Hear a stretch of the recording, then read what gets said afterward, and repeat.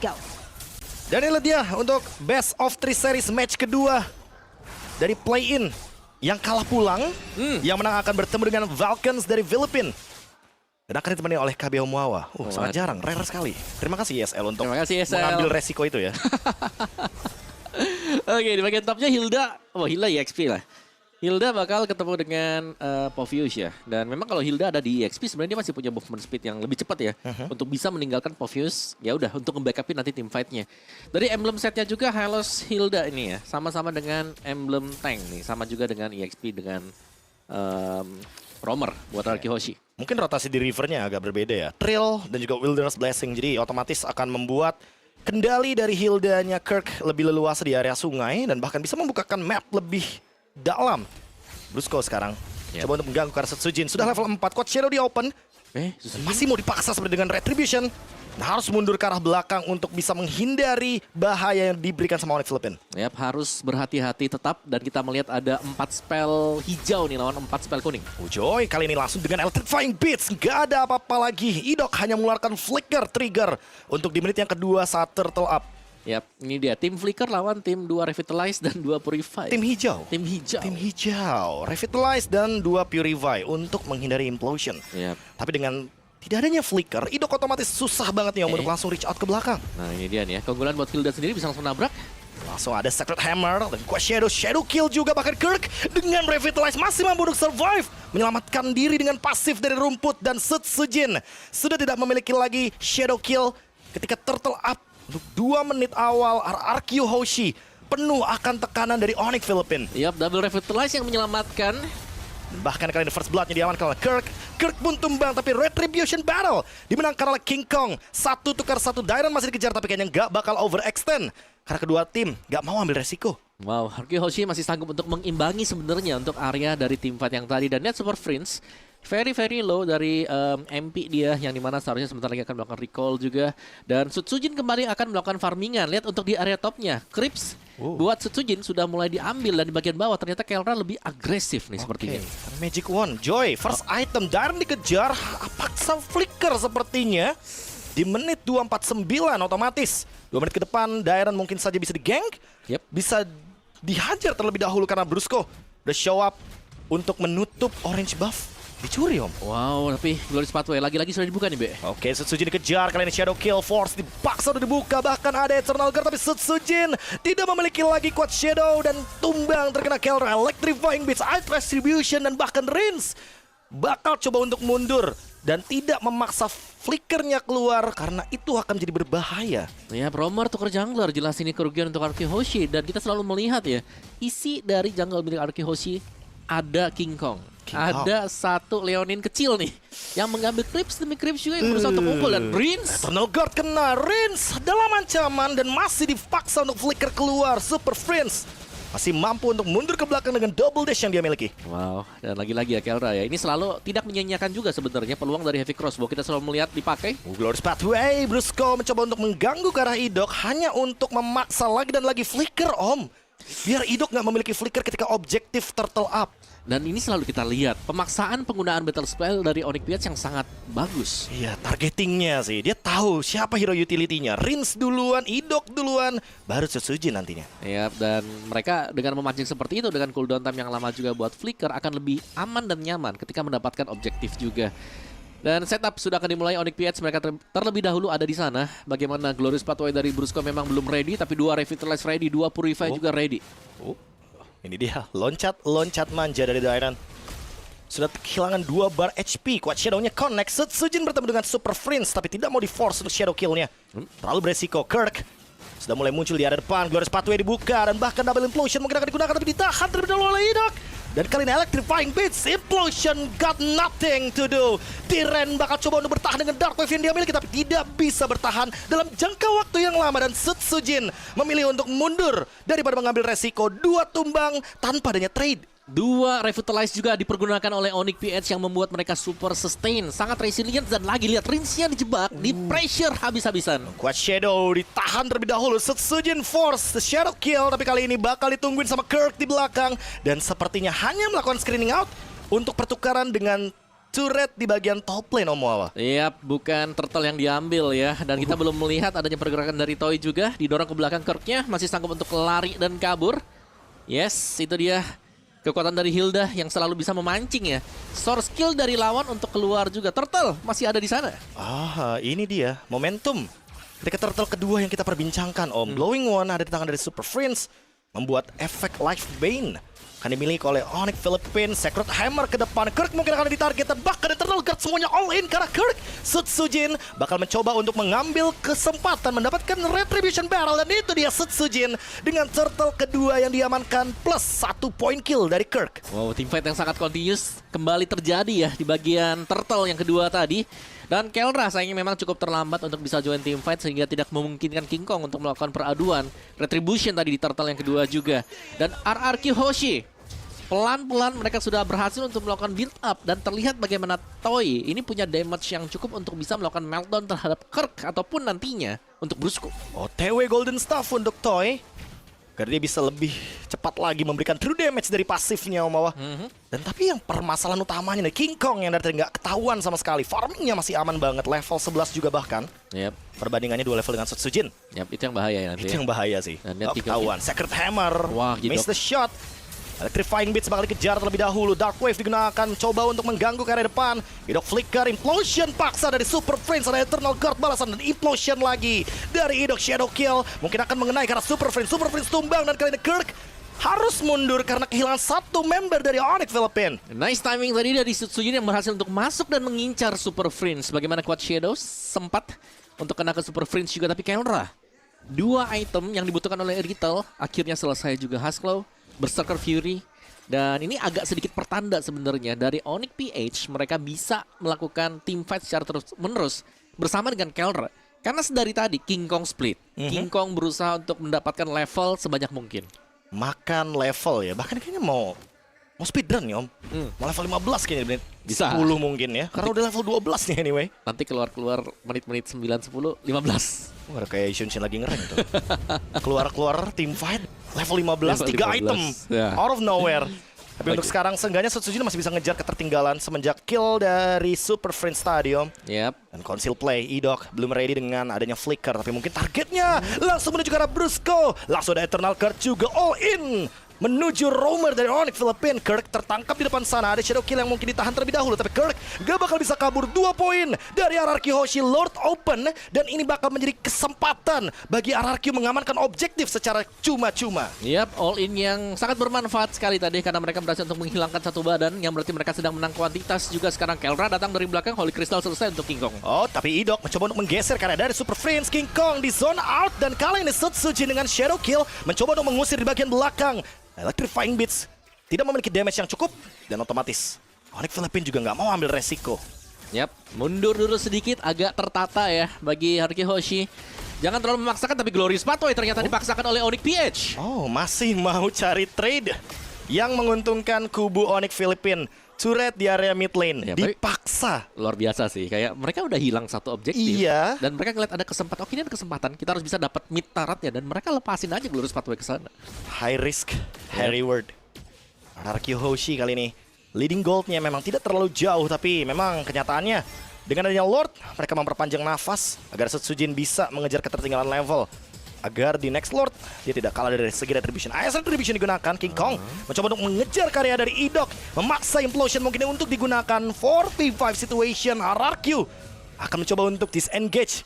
Mereka kiting, mereka tarik ulur, tapi Sutsujin setengah darah kayaknya nggak bakal mau untuk team fight. Dan tadi ada agak sedikit kerugian juga sih untuk Onyx PH ya, karena mereka belum mendapatkan purple buff-nya yang untungnya memang tidak tercuri. Dan lihat, Lord yang dibiarkan oleh Onyx PH ini yang berarti akan menjadi pedang bermata dua juga karena mereka sudah melepaskan banyak source skill ya, berarti untuk di bagian top turretnya Lord akan terdorong secara pelan dan wave super minion tetap akan keluar untuk RRQ Hoshi.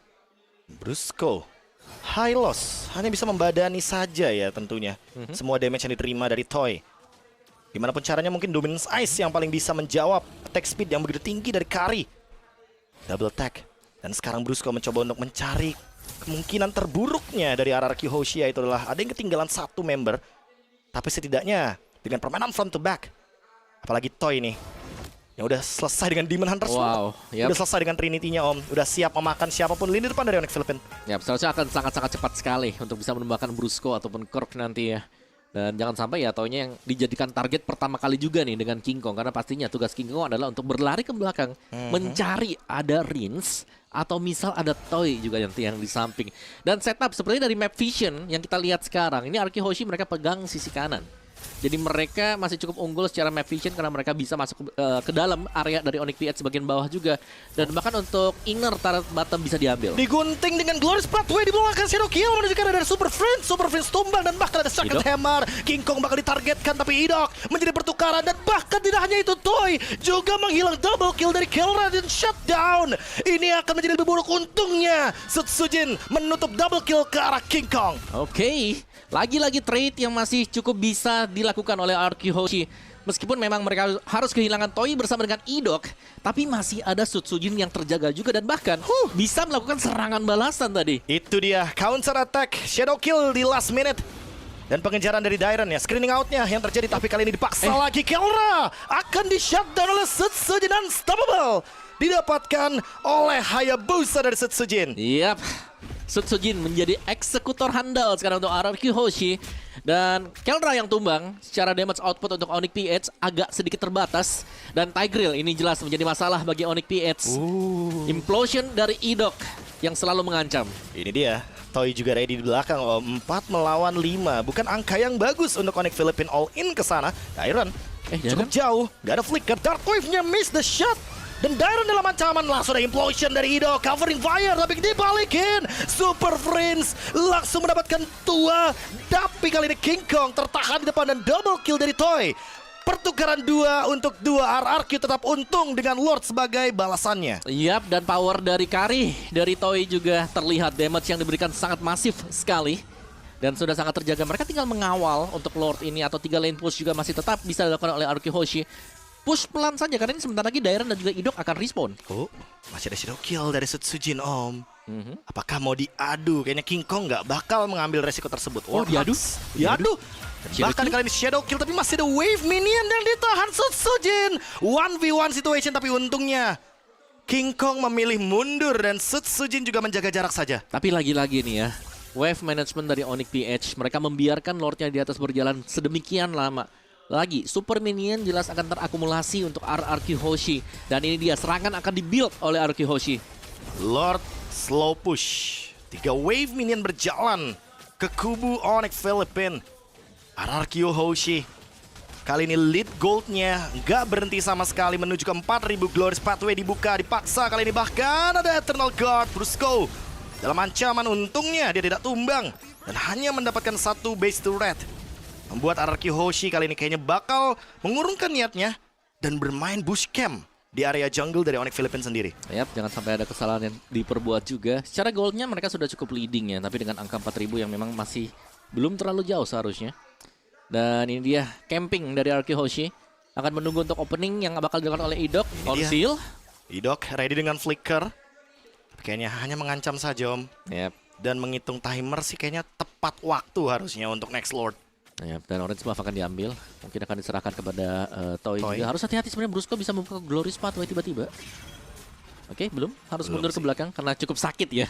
Damage dari Kari yang sudah selesai, Trinity attack speed. 3 hit true damage. Windtalker dari Kelra hanya untuk menambahkan movement speed dan critical chance. Yep. Super Friends sampai harus bikin build yang agak sedikit defensif nih Om. Ya, sebenarnya yang harus hati-hati buat Arki Hoshi, mereka harus ngeliat posisi dari Sutsujin juga nih. Karena Sutsujin lagi jauh, jadi otomatis ya mereka harus bisa ada di belakang dulu, menahan ya, jangan sampai terlalu ngebuka. Karena aku ngelihatnya dari tadi, yang bisa masuk buat jadi finisher tunggal atau murni sebenarnya itu Sutsujin. Udah pasti sih. Yep. Apalagi dengan Blade of Despair dan si Halberd sebagai item penutup dari Sutsujin, agar nantinya efek shield, regenerasi atau bahkan efek dari Husklow-nya Kelra lifesteal semuanya akan terpotong 50%. Sementara itu untuk Fury Hammer terakhir dari Toy harusnya akan tertuju kepada Malefic Gun ya, menambahkan jarak agar Karinya nanti jauh lebih safe nih positioningnya Om. Biar nggak kena target dari Kelra lagi maybe. Iya, dan siapa yang bakal start dulu nih buat Lordnya, karena bakal seru juga ya. Dengan kedua tim yang punya assassin, otomatis agak resiko nih untuk melakukan start terhadap Lord ini. King Kong, pok ke Dairen. Oh, langsung dikejar, ternyata ada Idok di depan sana. Eternal Guard digunakan, Implosion mengenai ke arah 3 pemain bahkan sekaligus. Tapi King Kong langsung seketika hilang. Kurt juga langsung hilang. RRQ memiliki momentum, dan kali ini mereka harus sabar terlebih dahulu. Kelra sudah mengeluarkan heavy crossbow-nya. Pulang dulu, regen dulu, baru nanti take over lagi Lordnya. Yap, masih ada waktu juga, dan bahkan untuk di top lane ini bagus banget untuk Aruki Hoshi. 2 wave minion yang sedang nge-push di bagian top ini menguntungkan Aruki Hoshi, yang dimana seharusnya Onyx PH meskipun nanti Kirk atau King Kong juga respawn, mereka harus ke-clear dulu untuk di area top. Malefic Gun dari Toy, attack speed-nya makin on point lagi. Dan karena free Lord, Idok langsung membuka vision yang begitu luas untuk mencari informasi dari Onyx Philippines. Dan Lord kali ini akan merging dari area top lane. Apa yang akan dilakukan oleh Onyx Philippines? Ya, Onyx Philippines mereka harus mencari Idok yang sebenarnya dari tadi jadi masalah ya. Karena Idok yang nunggu dari rumput, implosionnya juga sangat nyebelin sekali dan selalu bisa mengumpulkan pemain. Apalagi King Kong nih. King Kong dengan Joy yang kalau terseret arus dari implosion aja, udah dipastikan ya bakal tumbang di tengah-tengah.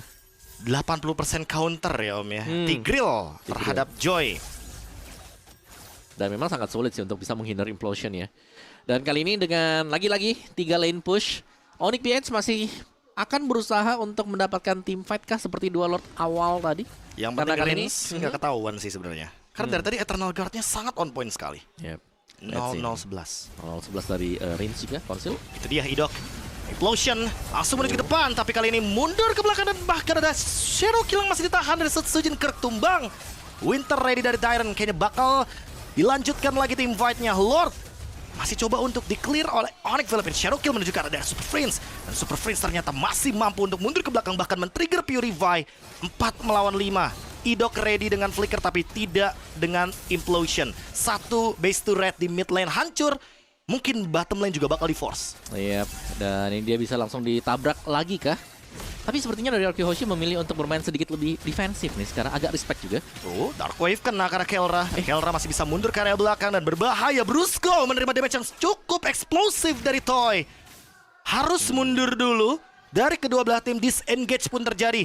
Next Lord Evolve akan lebih menarik. Yap. Tapi sejauh ini Onyx PH mereka masih cukup kuat ya, masih bisa menahan. Tapi seberapa lama bisa menahan? Nggak yakin lah masih Om. Sebenarnya tergantung dari Kelranya juga. Kalau penggunaan dari heavy crossbow-nya habis, tidak ada yang tumbang dari RRQ Hoshi, nah itu bisa ditabrak. Wind of Nature. Toy juga nggak mau kalah. Aduh, basic attack sama Kelra ya. Yep. Tapi PR-nya bukan di Wind of Nature ya, PR-nya nanti apakah King Kong ada di sebelah dia. Tapi seenggaknya dia udah lepas sepatu berarti Om. Rose Gold-nya masih ready nih dari Toy. Dan dari tadi Toy berada di posisi yang aman. Tumbang hanya sekali. Ketika ada di miss positioning tadi di area pit Lord. Oke. Sisanya masih oke sih. Dan juga Rins nih ya, yang belum tumbang sama sekali. Dengan Vexana yang dipakai memang untuk follow up-nya. Siapapun yang terlihat di depan, ini seharusnya akan menjadi Q juga nih. Karena Implosion selalu dibuka. Itu mau setebal tank, yang super tebal tadi misalnya seperti Brusco. Atau kalau kena ke King Kong akan jauh lebih bagus lagi nanti untuk Aruki Hoshi. Karena mereka sudah punya damage yang cukup kan. Formasi tiganya ya. Betul. Toy, Idok, dan juga Rins. Mereka nggak lepas sama sekali loh Om. Jadi ketika siapapun terkena implosion pasti bakal ada follow up. Toy-nya juga attack speed-nya udah sangat memukau sekali. Golden Staff, Malefic Gun, jaraknya sangat luar biasa. Benar. Dan yang penting ya selama ada Toy ya pasti akan tumbang juga setebal-tebalnya kan. Masuk ke dalam menit 18 apalagi ini late game Kari yang kita bisa bilang ya sudah punya full item juga. Full item attack speed lagi. Benar, tinggal bagaimana Toy-nya harus bisa menjaga posisi dia di belakang dan bisa mendapatkan free hit yang akan disupport dengan teman-teman yang lain. Ya, tinggal tidak membuat mistake. RRQ Hoshi on the way untuk mengambil Lord Evolve, membuat bait juga karena lihat wave minion di bagian top lane begitu banyaknya. Dan King Kong sudah mulai hadir di depan sana. Kirk coba buat digeser terlebih dahulu. Super Prince menerima damage yang cukup tinggi, bahkan kali ini ada serangan balasan. Conceal play Idok. Siapa target selanjutnya? Hanya untuk menakut-nakuti member dari Onyx Philippines karena lihat di top lane minion marching ke Betul. Kubo nih Filipin. Ya, bukan hanya di top lane, di bottom lane juga 2 wave minion untuk RRQ Hoshi. Yang berarti repot banget, mereka harus bisa nge-clear yang mana dan seharusnya Lord ini bisa diambil oleh RRQ Hoshi. Yes, perfect situation untuk Anarkyoshi tapi dipaksa oleh Tangkap. Brusco kali ini. Glorious Pathway dan Renz mendapatkan Lord Implosion. Kena karya 2 pemain begitu saja. Kelra memang berhasil menumbangkan Darren, tapi Kirk dan juga Brusco harus hilang menjadi pertukaran. Begitu juga dengan Super Friends. Double untuk Toy. 3 tumbang. Straight push yang bisa dimainkan oleh RRQ Hoshi sekarang terbuka. Mereka masih punya Damager, mereka masih ada Sutsujin, masih ada Toy dan bahkan Idok juga masih ready untuk mengcover kedua pemain tersebut. Kelra harus menahan dirinya terlebih dahulu. Mungkin masih ada Shadowkill tapi tidak ditahan begitu saja. King Kong meledak, hilang, monster kill dan bahkan wipe out. RRQ Hoshi mendapatkan game pertama dengan sangat-sangat menakjubkan. Luar biasa.